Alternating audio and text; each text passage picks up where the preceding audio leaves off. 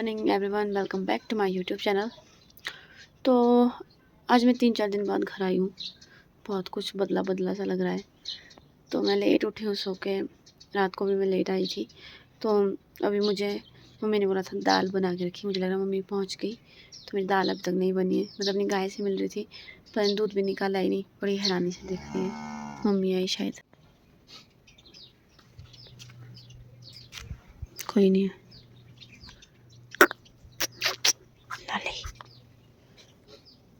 तो कुछ बनाती हूँ खाने के लिए। पेड़ से इन्होंने बीज भी तोड़ दिए, वो भी थोड़े थोड़े क्या कुछ करके रख दिया। चेंज सपना बेकरी का मैं थैंक यू बोलना चाहती हूँ। कल उन्होंने दुशहरा में अपनी क्लोजिंग की तो उन्होंने फ्री में ही सबको ही पेस्ट्रियाँ बांटी। तो हमें भी 7-8 पेस्ट्री थी। कुछ बच्चे आए थे, मैंने उनको भी दी और कुछ मैं घर लाई। एक मैं खा रही थी वहीं पे, पर खा नहीं पाई, इतनी तबीयत ख़राब हो गई मेरी। तो फिर मैं घर को ही लाई। बाकी दिखाती हूँ आपको। पार्थ के लिए तो ये तो मैं अपने भाई और मम्मी को दे दूँगी। ये मैं अपने भाई और मम्मी को दे दूँगी। तो मैं पार्थ के लिए नहीं, पार्थ और चाची जी के लिए। शिमला से आई हूँ। ये देखिए मेरा रूम का कूड़ा। तो सारा कुछ मैं इसी तरह से फेंक कर रखा। अभी मैं सोच रही हूँ कपड़े धो लूँ। मुझे लगा छल्ले पिसनी। नमस्ते कि लाएगा छल्ले पिसनी। हाँ, छल्ले पिसने की मशीन। मेरे आने तक आप भी खिल गए। ये खिलने वाले थे, अभी खिल गए।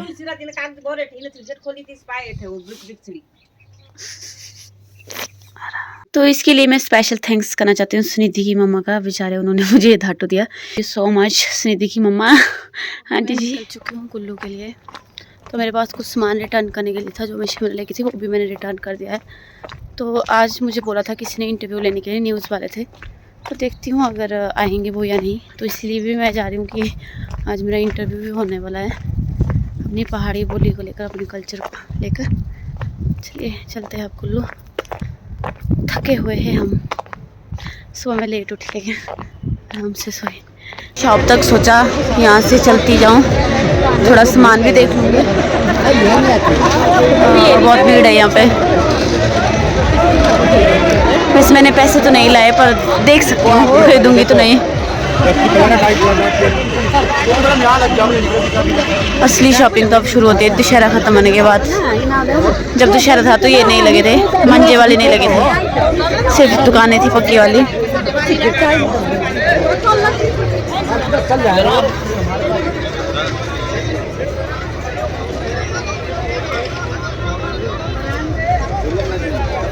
तो दीदी से मिलते चले अंदर। तो अब कुल्लू कुछ इस तरह से दिख रहा है सारी डेकोरेशन निकालने के बाद।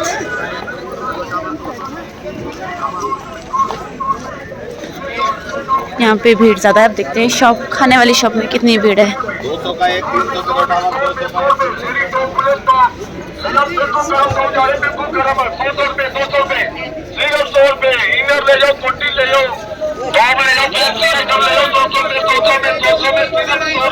स्पीकर लगा के खा सॉस कर दूँ।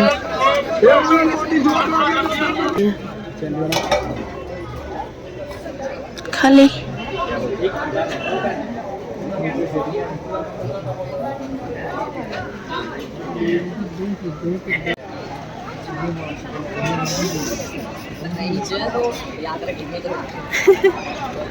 तो ये है हमारे देश का आने वाला फ्यूचर, जो बहुत ही अनुभवी है, बहुत ही तेज़ है।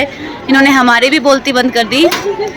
मतलब बहुत ही ज़्यादा, मैं शब्द नहीं है मेरे पास इनकी तारीफ़ में। तो इनके जो भाई है बहुत ही शांत है, अच्छे हैं। और ये तो अच्छे होने के साथ साथ बहुत खतरनाक है।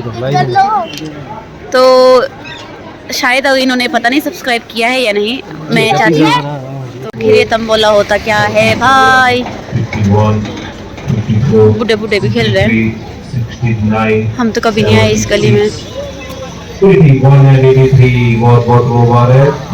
ये कौन जीता, क्या जीता भाई?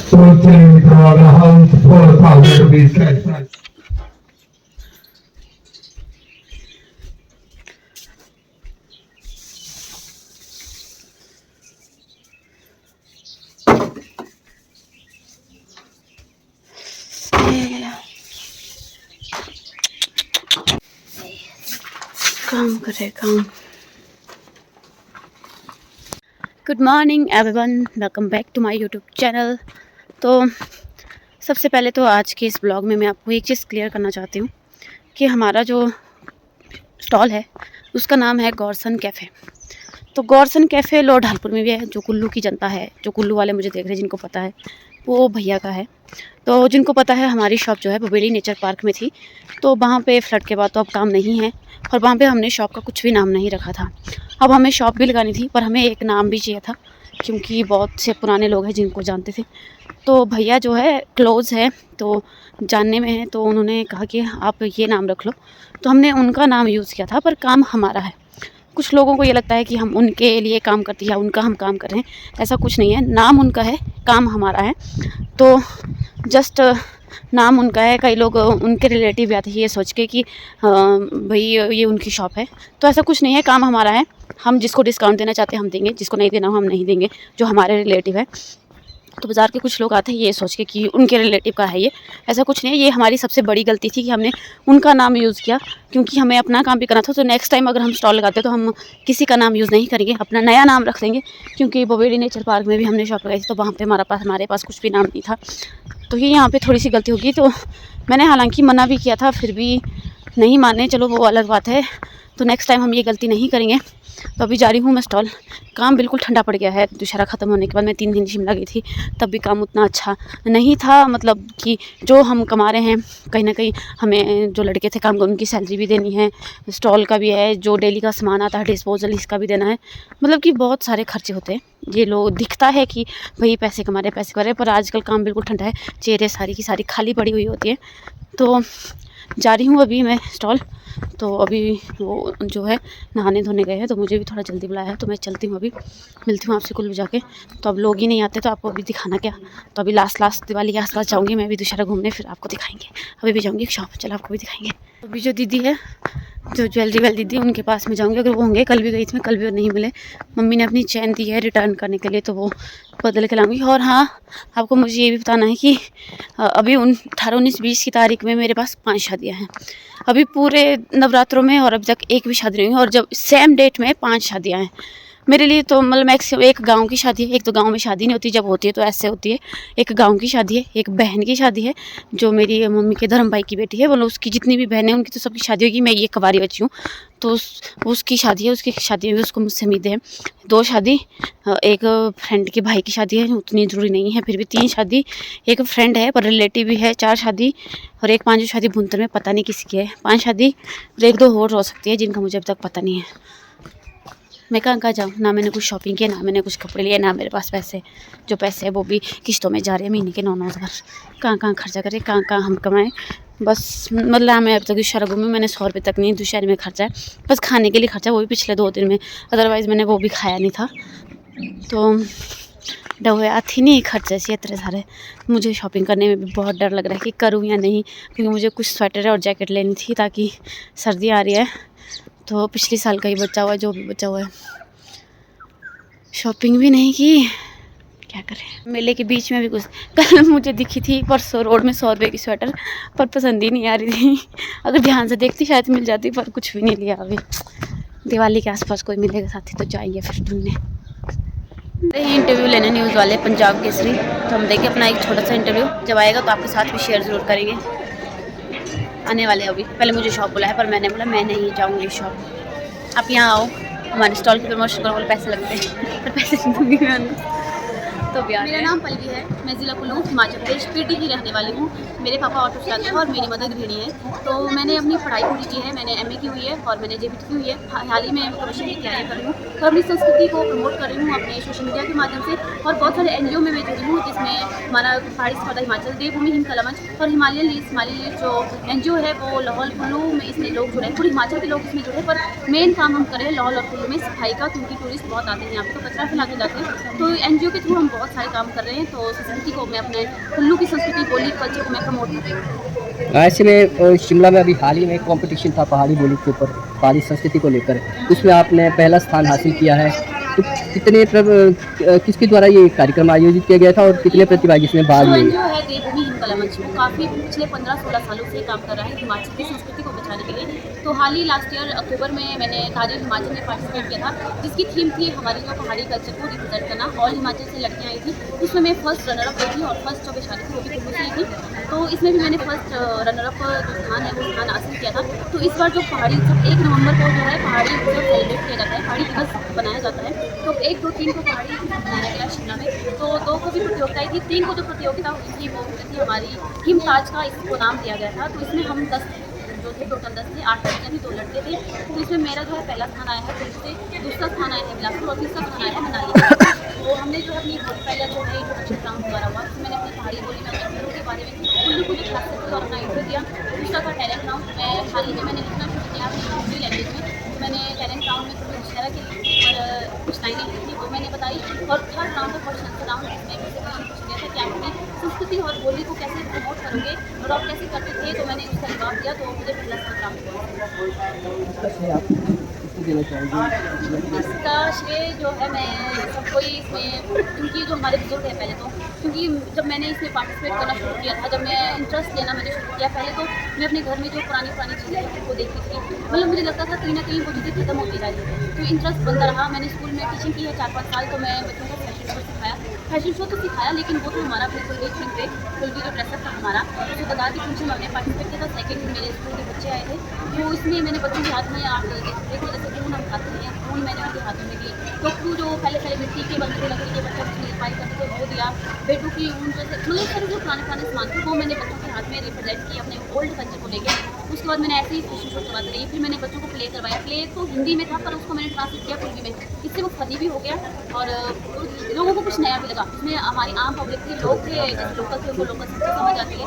तो हमने अपनी पहाड़ी में इसको ट्रांसलेट किया। इस तरह से मैं काम करती रही। तो जो बुजुर्ग थे उनसे भी नॉलेज लेती रही कि क्या पुराना सामान था, क्या पुराने ज़माने और अब ज़माने में फर्क है। घर के जो मेरे मतलब पापा के दादाजी हैं उनसे मैंने बहुत सारी नॉलेज ली, मतलब घर वालों से, मतलब सबको मैं क्रेडिट देना चाहती हूँ जो भी मेरे आसपास लोग हैं जिनको इस बारे में ज़्यादा नॉलेज है मुझसे। तो इस चीज़ का श्रेय मैं अपने घर वालों को और अपने गाँव के लोगों को देना चाहती हूँ। आगे पहाड़ी बोली को किस प्रकार से आगे आप? तो देखिए, मैं आपको बताना चाहती हूँ कि मैं सोशल मीडिया में बहुत एक्टिव रहती हूँ। देवभूमि हिंद कलमश, देवभूमि फास्ट 24 ये पेज है और मेरा खुद का पेज है पल्लवी ठाकुर गर्ल के नाम से। तो मैं ये जैसे हमारी जो दिनचर्या होती है, मैं गांव से बिलोंग करती हूँ। तो गांव में आपको पता ही होगा कि गाय, खेत, जैसे घर के काम, छल्ली, मक्की, अनाज, सब्जियाँ हम लगाते रहते हैं। तो बहुत सारी ऐसी चीज़ें हैं जिसको हम खा सकते हैं अपने गाँव की दिनचर्या में।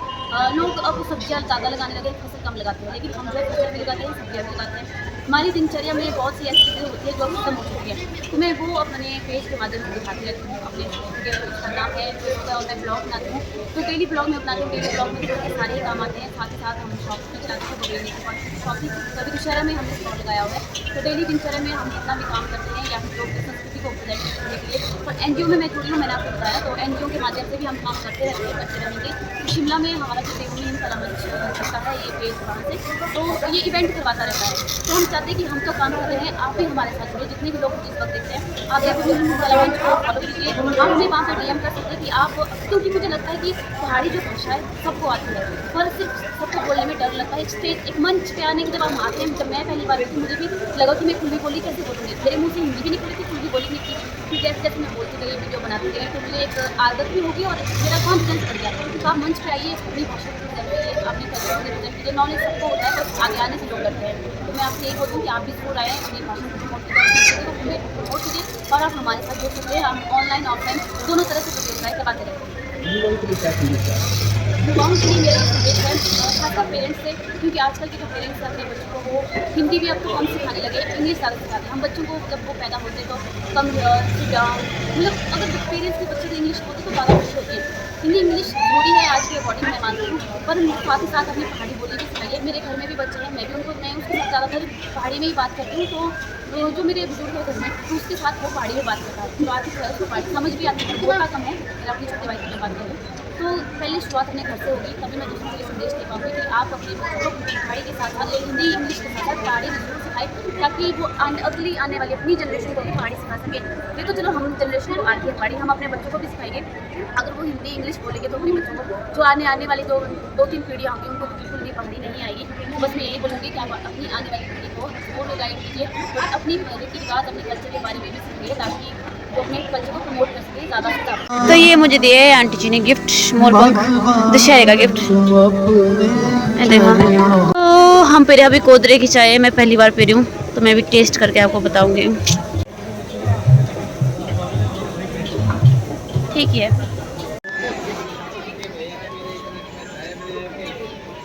तो आपको दिख रहा है, बचपन में हमने बहुत खरीदा, जब हम छोटे छोटे थे तब मिलते थे। अब तो कभी कभार ही देखने को मिलती है सब चीज़ें। ड्राई फ्रूट्स 100 रुपये के तो देते ही नहीं है। तो क्या, पर यहाँ पे आके एक सेल्फी नहीं खींची हमने अभी तक। खींचने वाला ही कोई नहीं मिला। कब खींचेंगे, कोई साथी होगा तो खींचेंगे। ओह हो बच्चा उठ गया, बच्चा हो गया नाराज। तो यहाँ पे एक और भैया है, आप इनकी शॉप में ज़रूर आए, जूते खरीदने। और ये दिवाली का सामान भी दे रहे हैं यहाँ पे। तो सामने लगी है जैसे आप एंटर होते हैं। भैया है 300, ये 300 है सस्ता सेल। कोई भी 300-500 कहाँ मिलेगा आपको इतना सस्ता? ज़रूर आए। पहले खाया मैंने स्पाइरल रोल टिक्की आलू वाला, तो अब कुलचा, राजू छोले कुलचा।